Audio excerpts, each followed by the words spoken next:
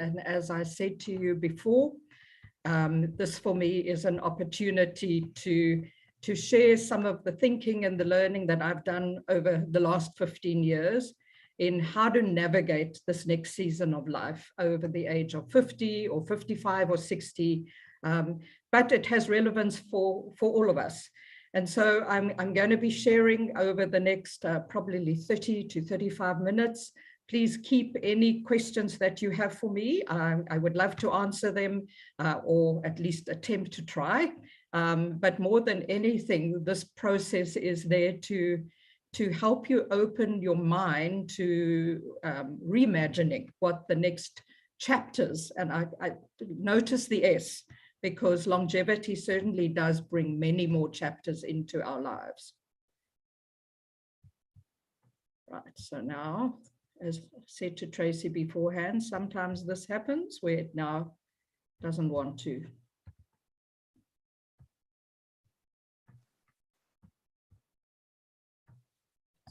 Stop share and start again.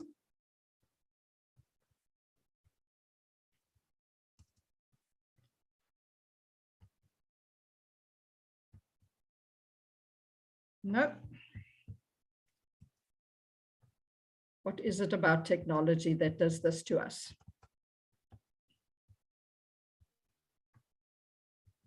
There you are.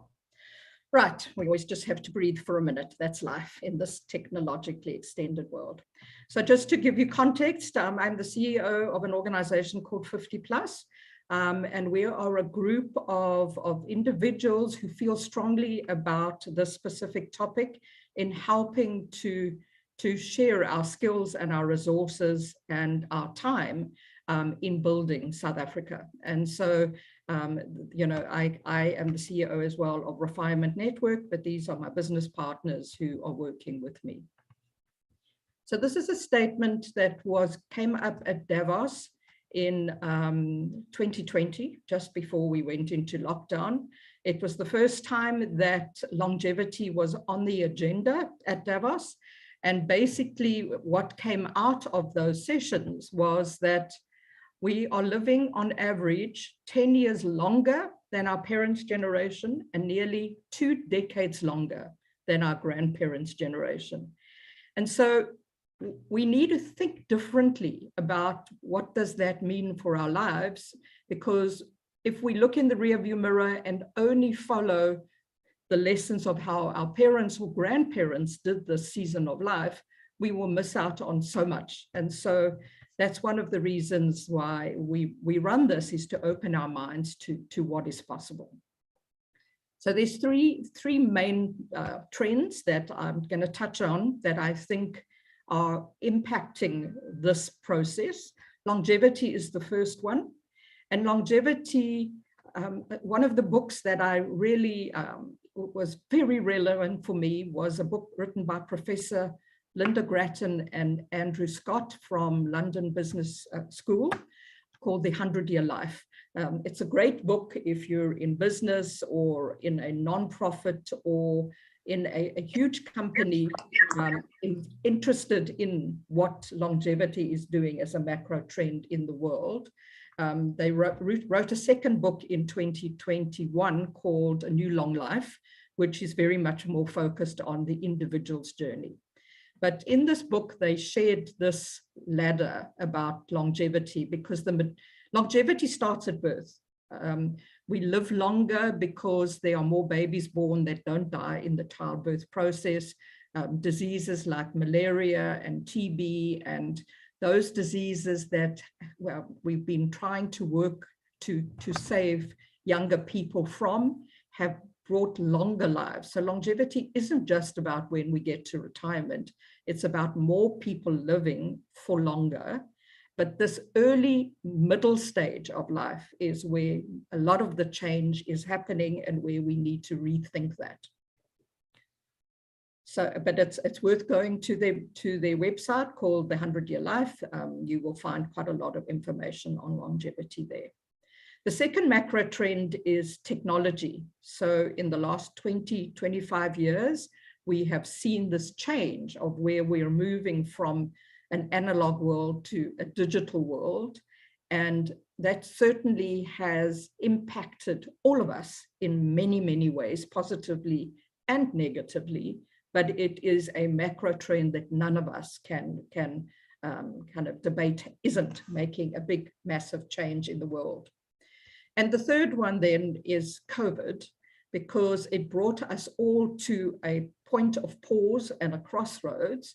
And actually, in many cases, in many articles that I read, basically COVID accelerated the technological journey quite significantly in moving forward to bring some of the technological trends that maybe would have only come 2025 to 2030 into the forefront because of the fact that we needed to do more online banking, online learning, online shopping, whatever it might have been. And obviously the biggest one for most companies was how to work from a distance rather than in an office.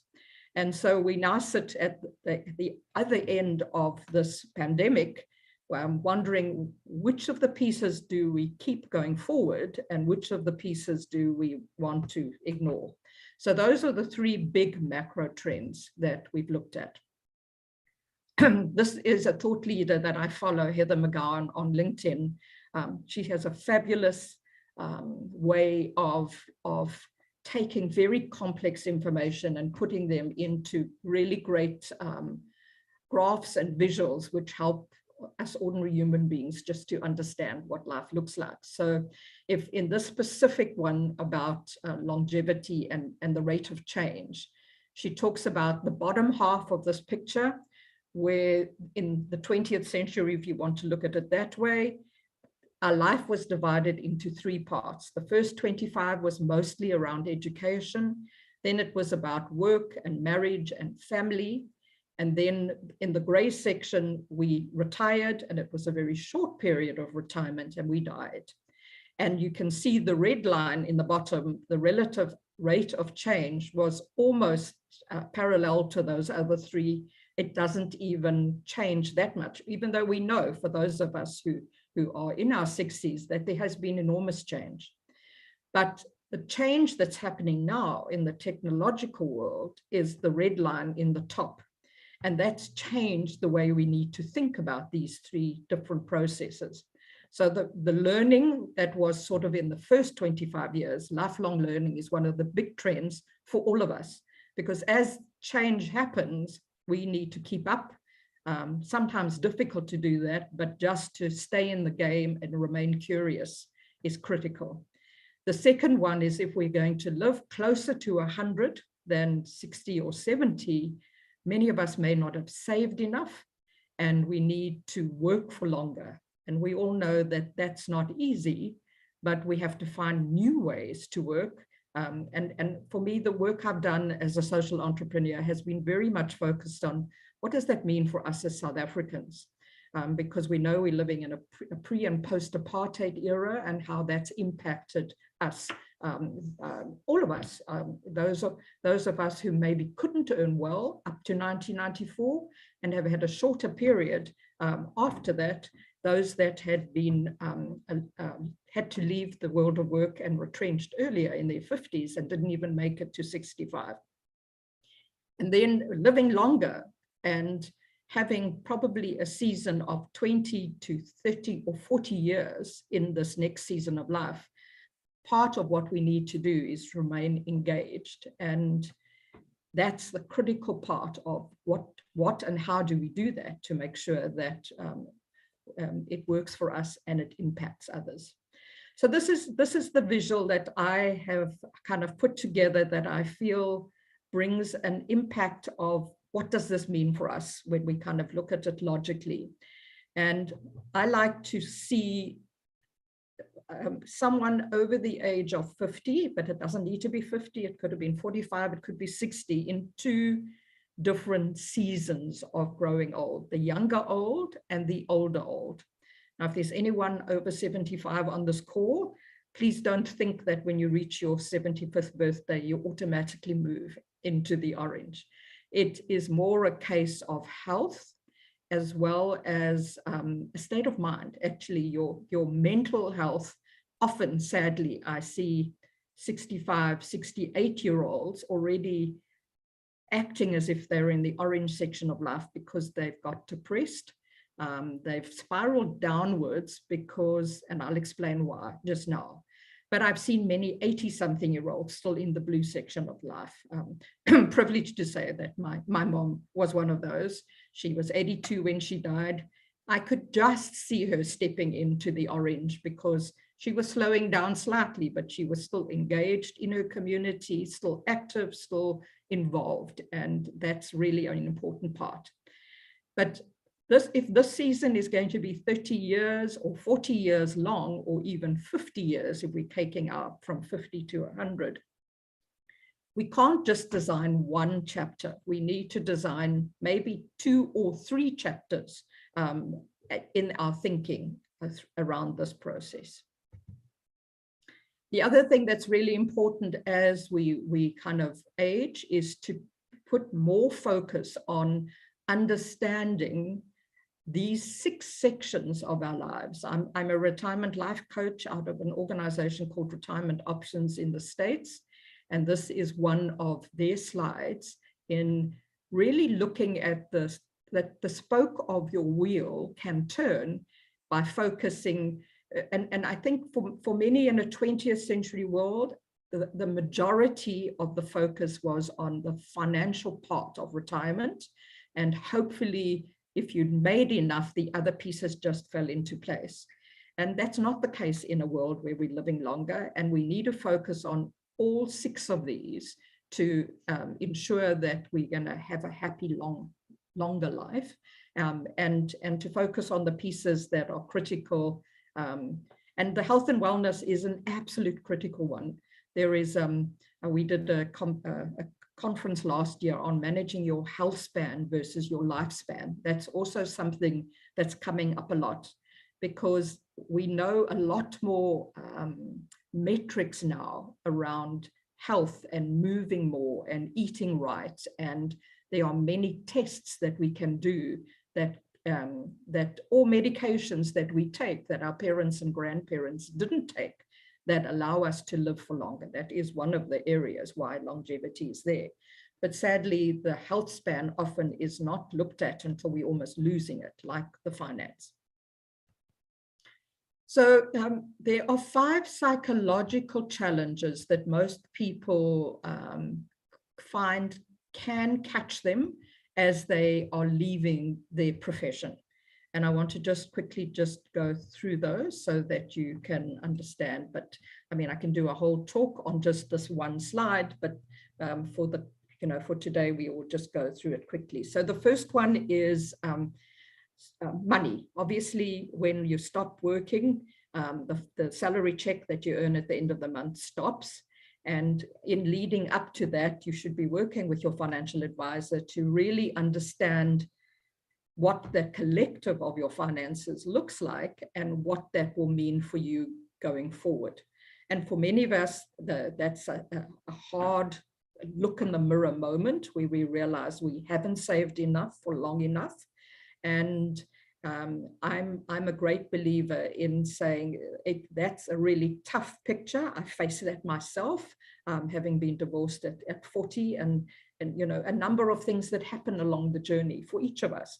But it's about saying, well, if I can allow my money to grow until I'm 70 and not start drawing down on a pension at 60, maybe that money can double and I can get to the point where I budget to earn enough during the 60 to 70 to pay my debts and allow my investments to grow. So I'm not a financial advisor. So, but the one of the areas that people struggle with is the money. And many of them don't spend enough time on it until too soon, close to retirement. Another new book that's just come out, it for me is the first book I've seen written by a South African on longevity, and he is a financial planner. It's called To 100 and Beyond by Wynand Gous. I literally finished reading it yesterday. It really is a great book. The second one is structure to your day.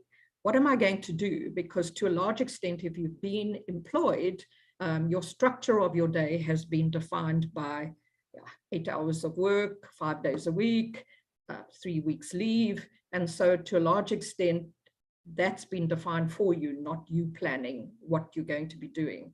And I really advise people as they move into a new season is to build some kind of structure around different areas of leisure, different areas of those 6 things in the life options, to make sure that there is some structure.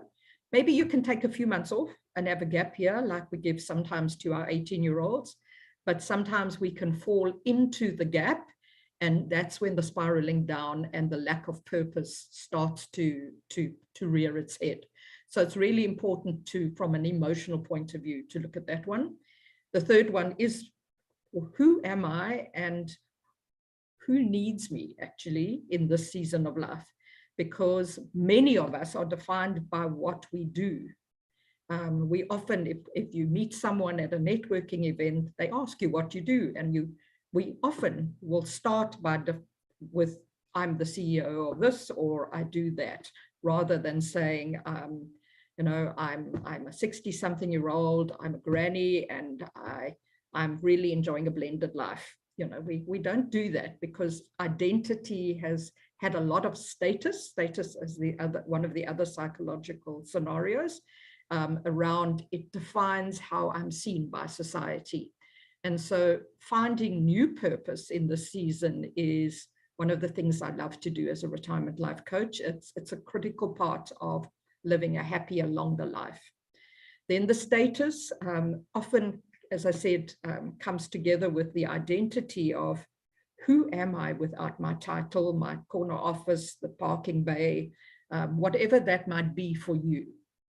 It's a difficult one for some people to start to evolve into what I need to be in the next season.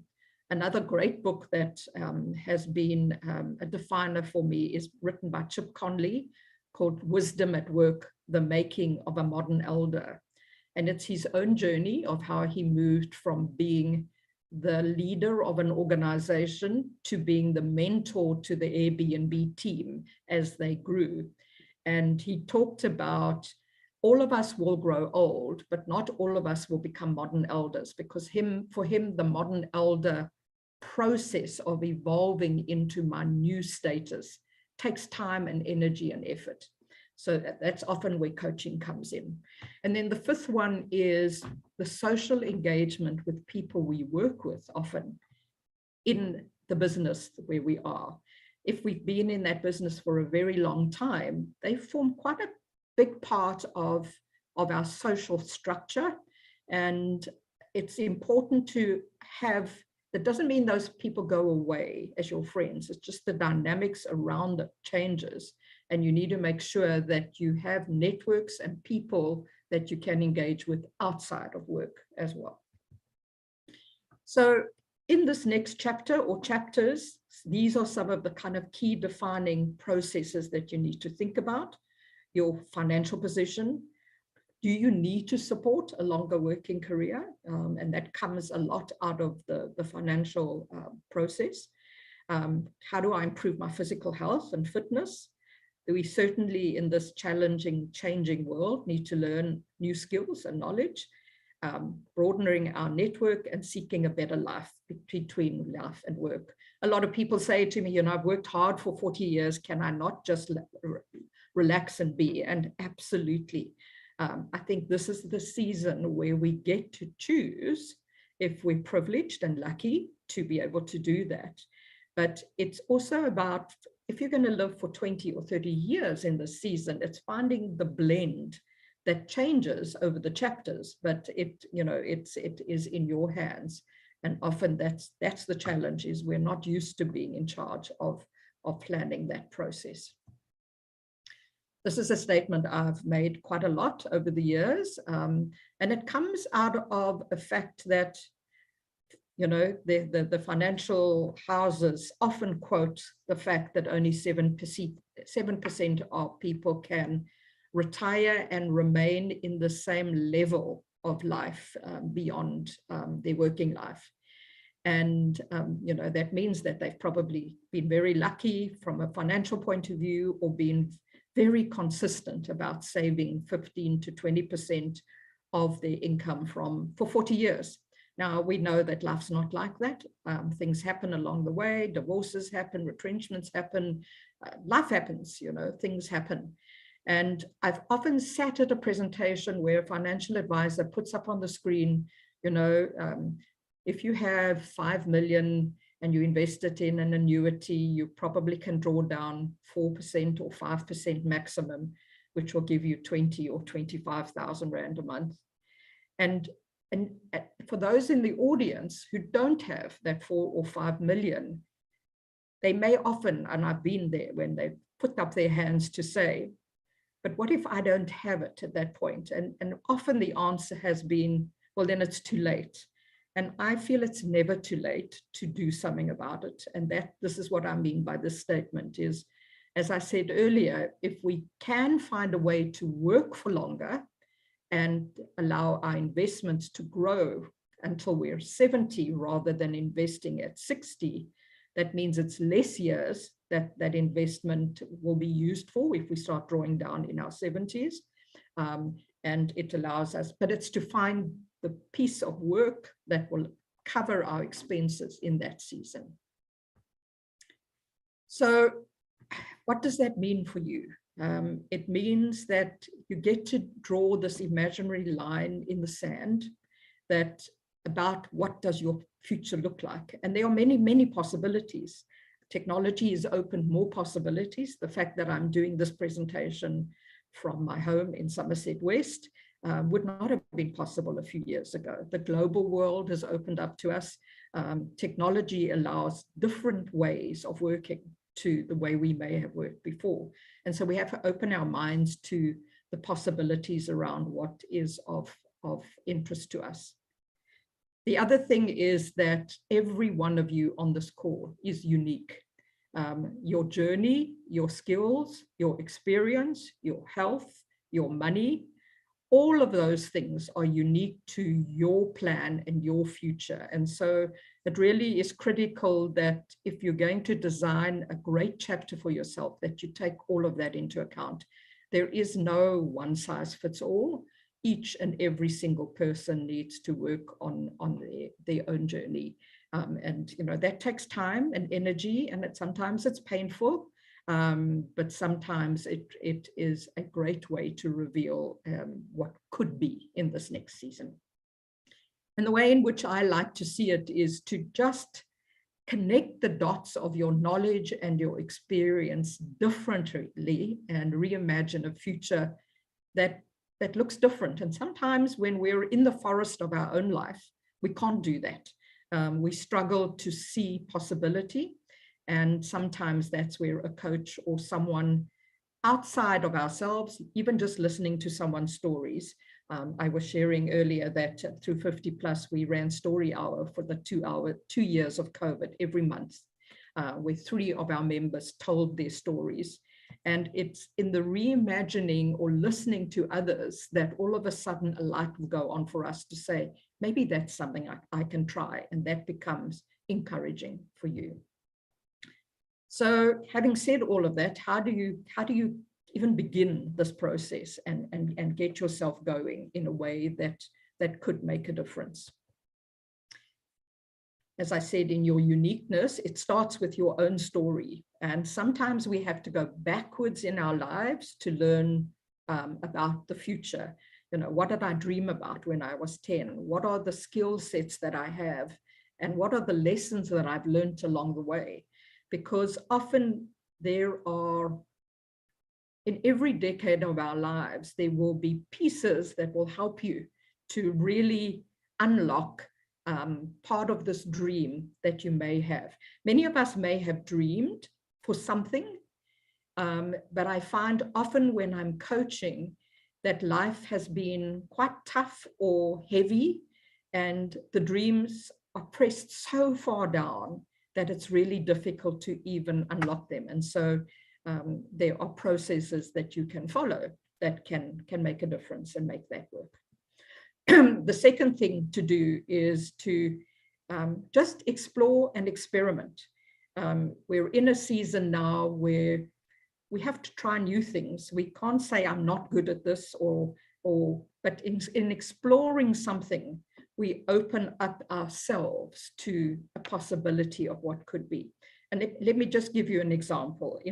A few years ago, when I was really wanting to understand technology better and digital literacy better, because for me, technology has opened up many doors for us. I did a course with someone called Peter DeToy on digital literacy skills, and he ran it on Zoom. This was maybe 5-6 years ago. And it was 4 sessions, 1 hour a week for 4 weeks. And we had a little Facebook group in between for engagement. And I learned a lot during that week about new skills. But the aha moment for me was, but I too can write a course and operate and run my courses this way. So sometimes it's in learning the new skill that the aha moment happens, and we can move forward. Discovering your purpose, I'll talk a little bit more about just now. And then the third area that's absolutely critical is really almost looking at your networks, your relationships. As I said in that slide around the psychological challenges that we face, is that people matter in our lives. Many doors get opened through our relationships. I'm talking to you today as a result of someone introducing me to ORT, because I have a relationship with her. Networks, connections, building engagement and trust with people in your family, in your community, and in areas of things that you're passionate about. Younger people, older people than you. We need to be able to have diverse relationships. I think there's much learning that can happen in learning from those younger and older from ourselves. Even our grandchildren, I learn every day from mine. So I spoke a little bit about the importance of purpose and happiness. And this is a process, or these 4 circles come from a concept called Ikigai. It's a Japanese concept on discovering your purpose. And I use it a lot in my workshops, in doing vision board exercises with people, to try and unlock things that are deep inside of you around these 4 questions. What do I love? What am I great at?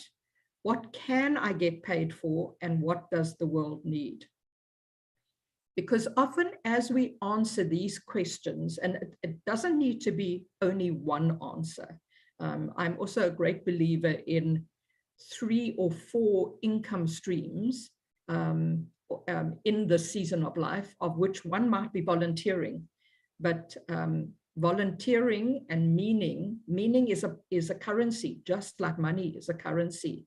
And often in the meaning work or the volunteering work we do, we feel great at the end of the day about something that matters as part of our purpose. One of the things that I do currently is I mentor for an organization called Fatola, young entrepreneurs who are going through some incubator process to build their business. And my own experience of 40 years in business is such a joy to be able to walk the journey with those mentees. And it's something the world needs, but I do get paid for it, and I'm good at it, and I love it. So sometimes the 4 things come together in circles, but sometimes we have to separate them. But the closer you can get to doing activities that make a difference, and that you're good at, and you can get paid for, and what the world needs. And often in a country like South Africa, a developing nation, there are lots of opportunities in what does the world need. And many of them may be volunteering, but many of them do come with some kind of payment. It may not be as much as you may have earned as a consultant in your primary career. But as I said, meaning is also a currency, and it's about a reason to get up in the morning and purpose. So I really encourage you to use these 4 to help yourself to discover what purpose might be for you. And then I've spoken a lot about networks, about continuing to grow your networks, experimenting, creating projects, building new ways of living and working. That's absolutely critical for me. It's how we reimagine what we're doing that can make such a difference to what the future may look like. LinkedIn per se used to be just there for you to look for a job. LinkedIn for me is now one of those amazing platforms that allows me to learn, to engage, to be a thought leader, to connect with people locally and globally who think similarly to me or who I can learn from. And so, as we move through the seasons of our life, we need to also look at those kinds of things and spend the time that it takes to build those networks. I have some fabulous global networks that have come. I've never met the people, but I know them as a result of the amount of engagement we've had, and many of them have come through LinkedIn. So these may be some other questions that you will be asking yourself at this time. How can I remain economically active and work for longer? I think the biggest challenge I find for most is that we continue to send out our CV, hoping that someone may employ us. And whilst that may happen, the chances are very low if we're older. It's much easier to recreate yourself in helping to find something that means something to you.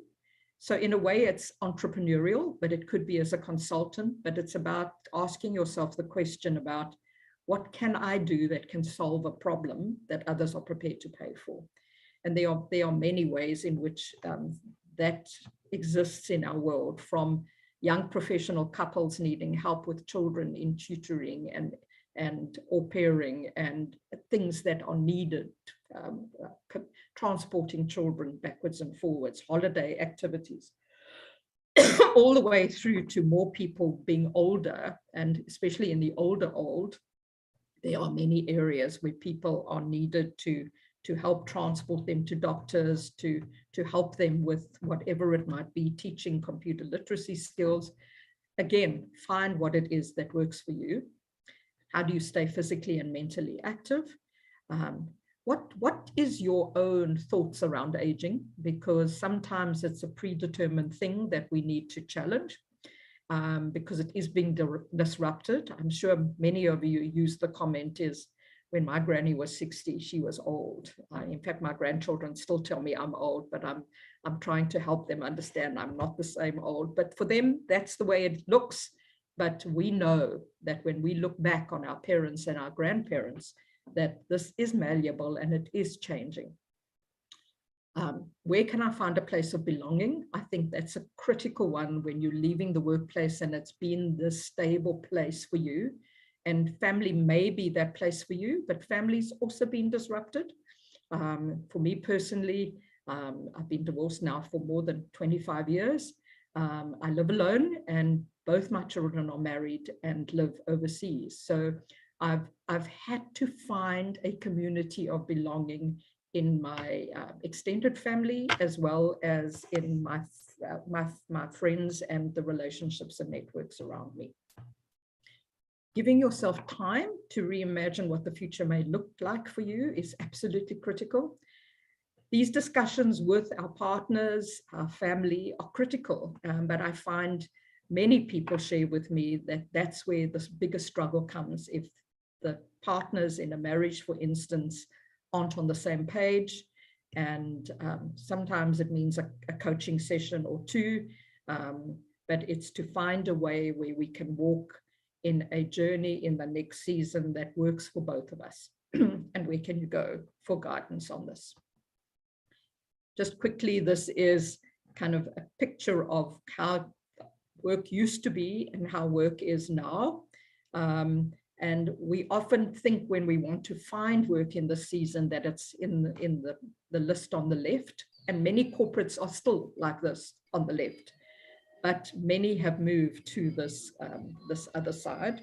And all of even if we're employed, there is no stability or security in the workplace. It really, you should need to consider your life contract by contract. That's why I'm a great believer in the season of having more than one contract. We have moved from defined benefits to defined contributions in pensions and saving, which means that the entire responsibility falls on our shoulders, whereas our parents or grandparents had a pension until they died, no matter how much they had saved. So that those are some of the big differences why we need to also work longer. We can work virtually and globally, and the world is interconnected. Volunteering for me is a critical part of this journey in this season. It opens networks for you.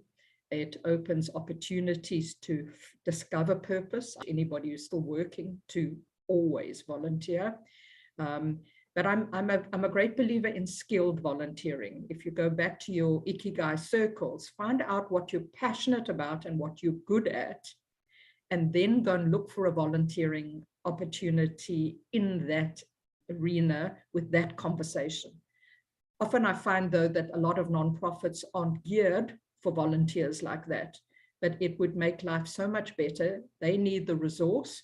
We may be that resource, but it's how does that conversation work to improve that process? Technology and social media as the upgrading of our skills. We'll never be able to keep at the cutting edge, but we need to be in the game. And what is it that you're doing to kind of stay technologically connected? I found myself during COVID, because I had used Zoom for many, many years. That's what I did. I taught Zoom every day to people who wanted to know, and they upgraded their skills and at least were able to then use that skill in whatever area of their life was needed. The power of social media and marketing, if you're running your own small business, is critical to understand, because you may have had a lot of departments around you in your professional life and didn't get to have those skills, but you're going to need them in this next season. I've talked a little bit about LinkedIn, social media platforms. That would be the choice, would depend on where you're at. But the younger generation understand the power of these, and we need to too. And where do I go to learn these skills? Just in closing, basically what we did as a result of this work behind the scenes is we formed a community called 50+ Skills, which is basically a place where we learn and serve and earn. And literally my vision as a social entrepreneur and doing social entrepreneurship at Gibbs in 2009 was to say, what if we can have a place where all the skills of older, experienced people are in South Africa and are pulled together into one community? We can then find you when we need mentors or coaches for specific projects that are needed in society. But at the same time, you find a place of belonging. That's the one thing most of our members have said, is that it's a place where they can belong. And we do online workshops every month for our members. We run specials. We have a work page. So there are a number of things that we do, and it's a paid community. It's 500 Rand a year or 50 Rand a month, but it's just a way to be able to help connect the dots and help our members to do all of the things that I've told you in this presentation. And for me, this next season of our lives, we need to reimagine as a new sunrise, not a sunset, filled with a sense of adventure and passion and hope. That for us is critical in not spiraling downwards, but seeing this longer life as a gift season that we can engage and make a difference that only uniquely we can, because as I've said, each of us is unique and has a set of skills that's needed in the world and in the community and the family that we serve. So thank you very much. I really appreciate the opportunity to share what I am passionate about. Lynda, thank you so much.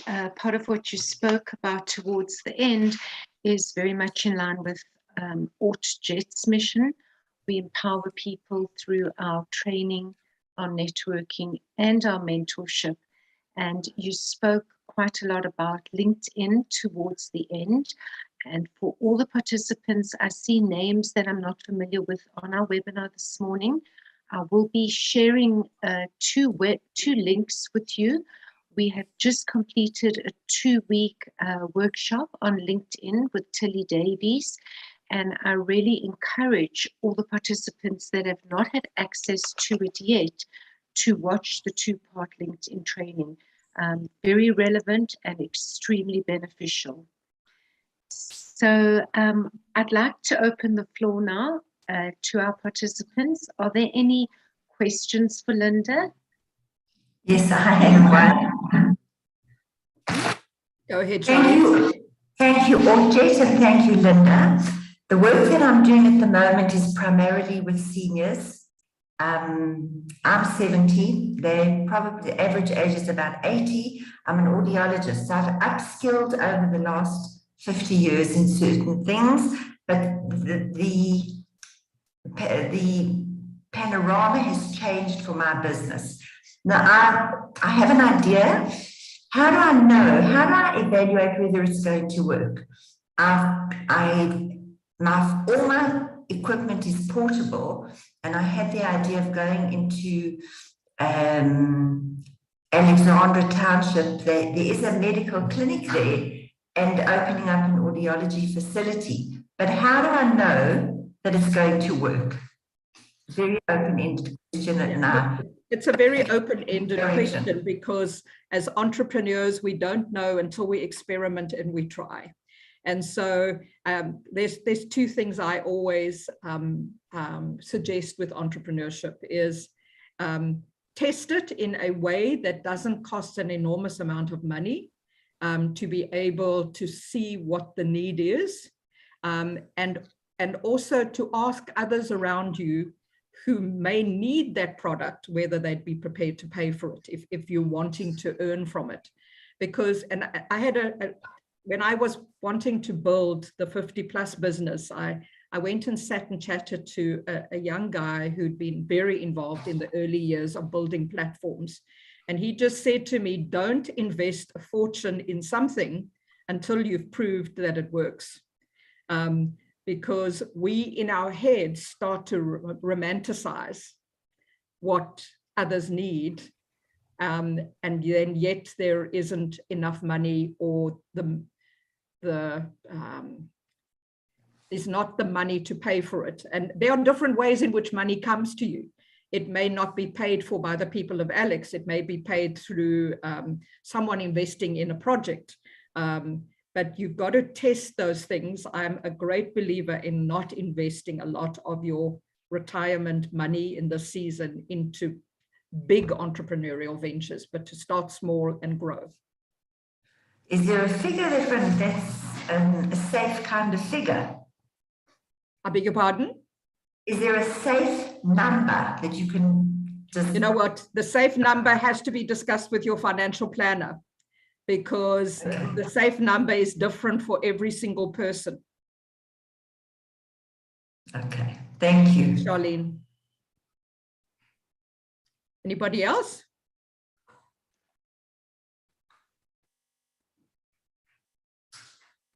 Hi, Lynda. Mandla? Yes, I just want to find out in terms of volunteering and the 3 different incomes streams. I want to find out if, let's say, volunteering, you know, now the petrol costs a fortune, and you have to drive to go and to volunteer your time and skills and your past experience. And this is it's pro bono, it's for free. And it won't in the long term cost burn out if the other streams have not giving you income or enough income. So and this will maybe make you to tap into your pension or to draw from your pension, you know. And I'm younger than 60, 50, I'm 55 to be precise. So, you know, if I start drawing now, it will be a bit too early. According to Lynda, you must start drawing it after 65 or 70. So what guidance or advice can Lynda give me?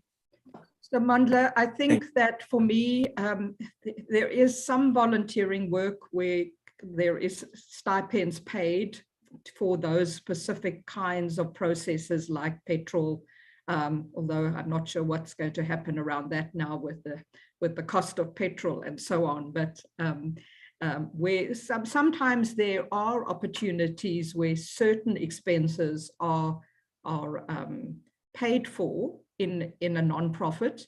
But, you know, at the end of the day, you need to be able to balance your finances for your future, and volunteering that may cost you too much money, maybe you might need to look a little bit closer to home, rather than, you know, something that becomes an expense for you and no longer the joy of the volunteering, it's a very fine line, because if we're passionate about animals, we sometimes will spend more than we should, just because the passion overrides the sense in being a responsible citizen for yourself.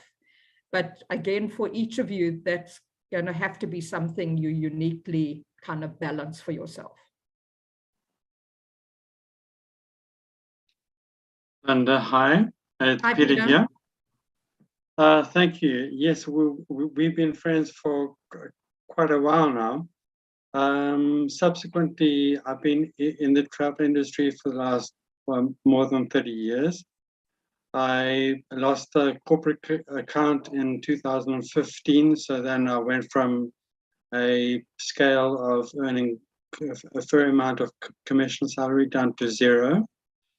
Then I started to have my tourist guiding from January 2017. Coming up to the COVID time, November 2019, I've had from then no income at all. And then at the beginning of the January this year, I was diagnosed with ataxia, which means that it's a neurological condition without any cure. But I'm now not able to even do my tourist guiding, because it is basically I fall over, my speech is slurred. So I'm sitting in a position where I'm not earning any income. I have my pension. What is the difference between a pension fund and a retirement annuity? Are they the same thing or not really? So all of us pay into a pension fund of some sort if we're employed. Okay. And at the time when you retire, 2/3 of your pension fund by law has to buy an annuity, which then funds the amount of drawdown on a monthly basis. Okay. So that's the difference between and many people also invest into a retirement annuity as part of their pension. And again, at some point you buy either a living or a life annuity. Okay. Okay. Thanks, Peter. And, good luck in the challenging times that you face of finding something that allows you to do work from home in a way that still allows you to feel purposeful and active. And that's what I said earlier. Life happens to us. We never know what that journey is going to look like. And so I have huge empathy for those of us who design and dream of one thing and then another happens. So Yeah. thanks for being No. here today. No, I appreciate, yeah, thank you. All right. Go well. Thanks, Peter. Anyone else? Tracy, maybe to mention that the webinar with Brent Spilkin, is he going to speak about the possibilities of, for example, working from home and the freelance? Will he, do you know if this will be included in his talk? Maybe to Yes, mention so that. we have a talk coming up with Brent Spilkin, and the title is The Business and Self-Reflection Lab. He's a maverick in the freelance space. So this specific talk taking place on Tuesday, the 14th of June, he will speak about what is out there and the opportunities for freelancers. I would encourage everyone to join this. And you're 100% right, Ariella. It's a lovely additional to what Lynda has spoken about this morning. Thank you. So before we close off today, again, I thank everyone for their time this morning. It's been wonderful to see so many of our businesses on the program. And Lynda, when you mentioned the word mentor, I thought, I'm very interested to hear more about that. So I will be contacting you. I will send all participants a recording link of this morning, as well as the 2 links from LinkedIn with Tilly Davies. I encourage you all to continue growing, continue learning and upskilling yourself. As I spoke to Lynda about before the webinar, in a world that is so digital and online and remote, the skills that we have are really imperative to the success that we have long term. Lynda, it's been wonderful working with you. I will share your presentation slide deck with the participants this morning. I look forward to working with you again soon. And I'd like to ask participants to take a moment of